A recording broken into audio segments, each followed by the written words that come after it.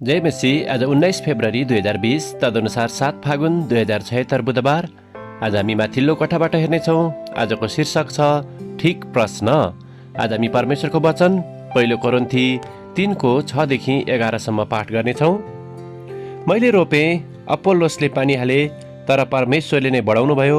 यस कारण रोप्ने केही होइन, न पानी हाल्ने केही हो, तर परमेश्वर मात्र, जसले वृद्धि दिनुहुन्छ। रोप्ने र पानी हाल्ने एकै समान हुन्। हरेकले आफ्नै आफ्नै मेहनत अनुसार आफ्नो ज्याला पाउनेछ, किनकि हामी परमेश्वरका सहकर्मी हौ। तिमीहरू चाहिँ परमेश्वरका खेत हौ, परमेश्वरका भवन हौ। मलाई दिइएको परमेश्वरको अनुग्रह अनुसार घर बनाउने निपुण कारिगरले जस्तै मैले जग बसाले र अर्काले त्यसमाथि घर बनाउँदै जान्छ। त्यसमाथि बनाउँदै जाने हरेक मानिसले कसरी बनाउँदैछ सो ध्यान देओस्, किनकि जुन जग बसालिसकिएको छ, जो येशू ख्रीष्ट हुनुहुन्छ, त्यसबाहेक कुनै मानिसले अर्को जग बसाल्न सक्दैन। आमेन। त्यसरी नै मेरो मुखबाट निस्कने मेरो वचन पनि हुनेछ। त्यो म कहाँ व्यर्थै फर्कने छैन, तर मैले इच्छा गरेको काम त्यसले पुरा गर्नेछ, र जुन कामको निम्ति म त्यसलाई पठाउँछु त्यसमा त्यो सफल हुनेछ। यसैया 55:11 लेखक यहाँ जोड दिनुहुन्छ, अनि लेखक आफ्नो अनुभवलाई यहाँ यसरी वर्णन गर्नुहुन्छ। एक रात बाहिरबाट घर फर्कने क्रममा मेरी श्रीमतीले एउटा चोकको कुनामा एउटा ठुलो चिन्ह टाँसिएको देखिन्।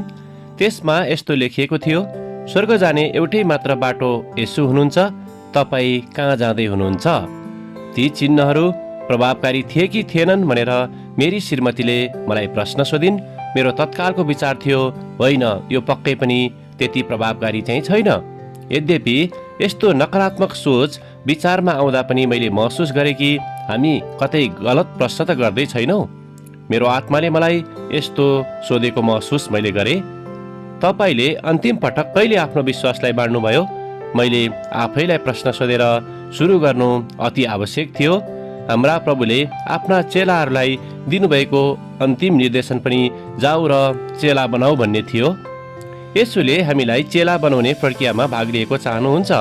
अरू कसैको प्रयासको आलोचना गर्नुको सट्टा म आफ्नै प्रयास गर्नमा केन्द्रित हुनु पर्दछ। हाम्रो विश्वासलाई विशेष तरिकाले बाँड्न हामी प्रत्येकलाई बेग्ला बेग्लै किसिमले बोलाउट भएको छ।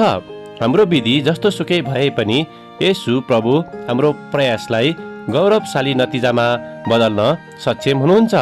हामी विश्वास गर्न सक्छौँ कि ख्रीष्टको शक्ति उहाँका जनहरूको गतिविधिहरूमा काम गरिरहेको छ।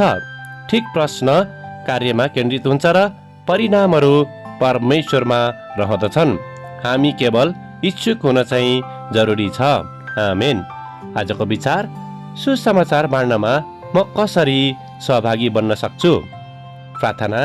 प्यारो प्रभु, तपाईँको निम्ति चेला बनाउने काममा भाग लिन हामीलाई मार्गनिर्देशन गर्नुहोस्।